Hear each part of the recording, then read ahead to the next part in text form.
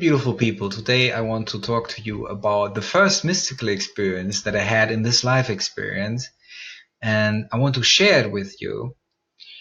And maybe I can illustrate a little bit how this changed my approach to this experience here. Now, when I was going through my psychotherapy education, I was very fascinated about different schools of psychology. What got me was that a lot of the phenomena that we would describe in psychotherapy from different angles, different schools, perspectives, um, let's say these phenomena, they were universal, but our interpretation of it was different. So there are many different approaches to healing and understanding of, for example, trauma or neurosis, human suffering in general, whatever label we could use. So what was fascinating to me is that those descriptions seem to differ, but the phenomena seem to be the same. So I was asking myself, can we unify those schools of psychology into a single system? The reason I was fascinated with that was that I also had an interest in astrophysics.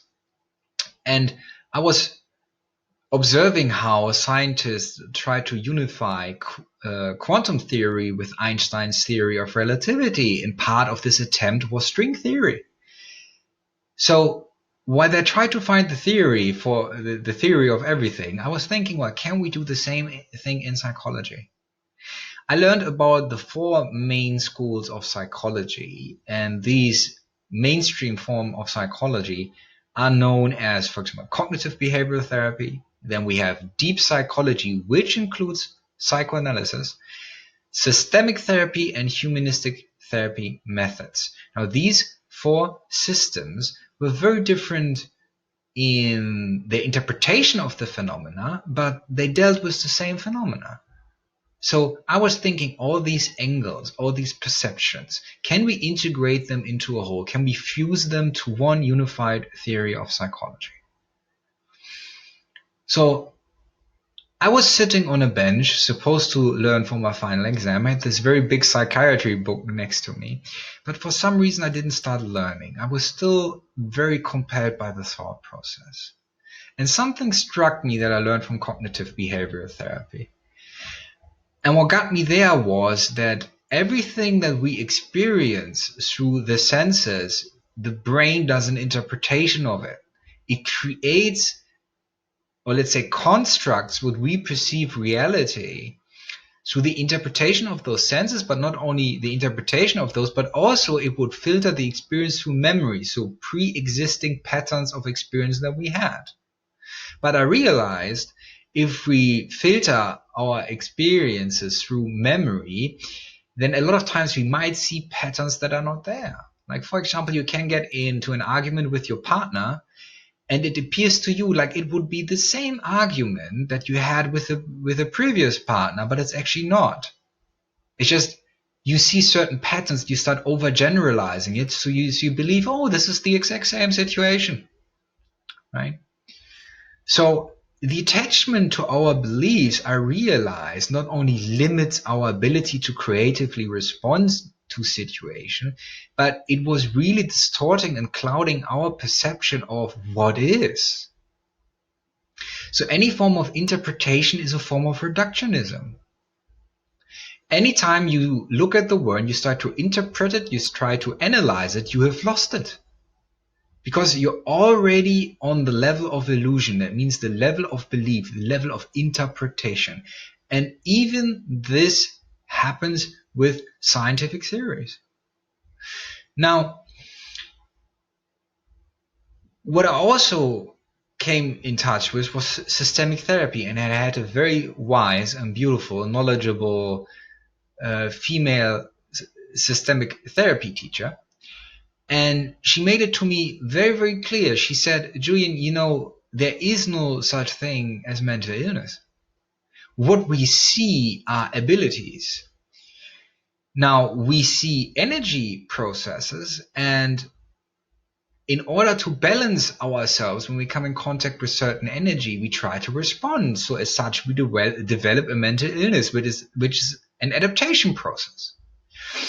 Now, what I realized through systemic therapy, and mind you, systemic therapy is often about family therapy, so about bigger systems where we could take a psychological perspective. Now, I realized, for example, if we look at the planetary system and we would suddenly shoot a huge object into the planetary system, the gravitational pull of that object would force everything in the system to rearrange. So if you have a new gigantic object coming into our solar system, then all the orbits would change and there would be a period of chaos before a rebalancing can occur. And this rebalancing, I realize in human terms, is neurosis. This is mental illness. Is a response to, let's say, response to an energy, and a lot of times is a suboptimal response. It's an instinctive response, but it is an ability to survive nonetheless. Now, when she told me that a symptom is an energy carrier, if a human being develops a mental illness symptom, for example, depression, the depression is an energy carrier. It is an indicator of there's a certain energy, that energy is stuck.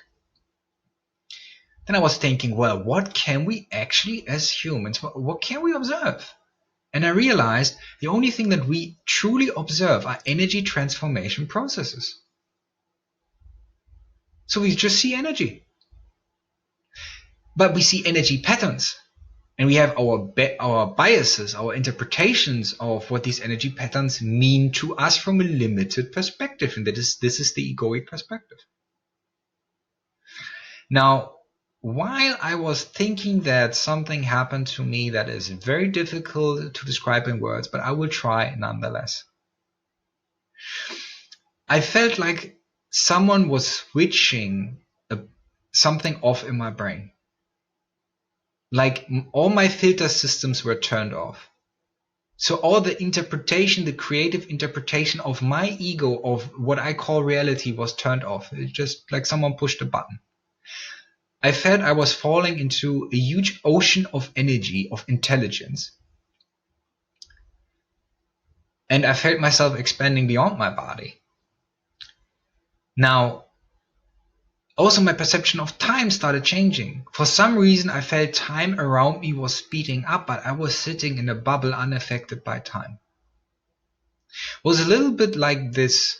Imagine you would videotape a city at night and you would videotape the traffic lights and the car lights. If you would speed the video up later, it will look like that there are lines of energy or data lines going in and out of the city, like a being that breathes in and breathes out. So suddenly I look around me and I see people have these yellow energy vectors going through them, and they're following these yellow energy vectors. And I see energy everywhere. Now this was transitioning into a vision. And in this vision, I saw, let's say, a whole spectrum of human experience. So people causing harm to each other, people expressing love. For example, as I saw a husband beating his wife. I saw in another scene a husband giving his wife a flower. Showing all those acts of kindness and acts of violence and acts of confusion and fear and all the acts of love. And I came to a deep realization, it is all good. No matter what form this experience takes, it is all good. Now, I was left with a message, and mind you, I'm going to limit this message now to our language. That means conceptual understanding, which is very, very limited. But I would like you to contemplate about this message that I got.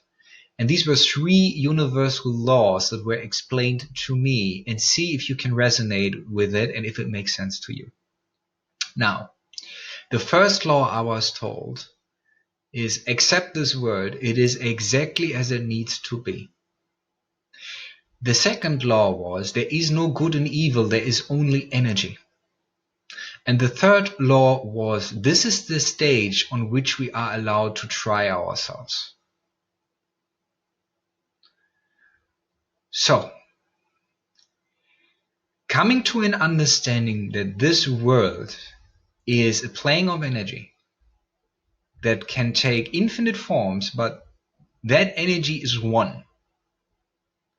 Now, if you find yourself limited to a form, that means, for example, to the physical manifestation that you currently experience, everything that happens to that physical manifestation that you experience, in a sense, harmful, you would label it bad or evil. But in truth, it's not, because you are not limited. This dualism of good and bad is something that you experience subjectively on the level of person, when in truth your deeper self is not affected by that at all, and it is allowing those creative expressions of consciousness. Because this is the stage that we are allowed to try ourselves on. That means we are allowed to experience, to experiment, to learn about who we are through interaction with a, I would say, illusionary holographic experience. Yeah. An interactive learning program for consciousness that is in truth undivided, but it wants to get to know itself. So it creates the illusion of separation. Now, this illusion of separation we keep up through an attachment to our beliefs, through an attachment to our ideas, through an attachment to the story of who we think we are. This is how we keep ourselves separated, scared, afraid, and isolated. Therefore, I encourage you, if there are people out there who have very different opinions that you currently express, listen to them. Listen to them, no matter how uncomfortable that is, because what feels uncomfortable within you is your egoic attachment, not who you are. In truth, all perspectives are allowed, all perspectives are there to experience, and it is a creative process as a whole for the one consciousness to get to know itself through infinite possibilities. Contemplate about that. Be well.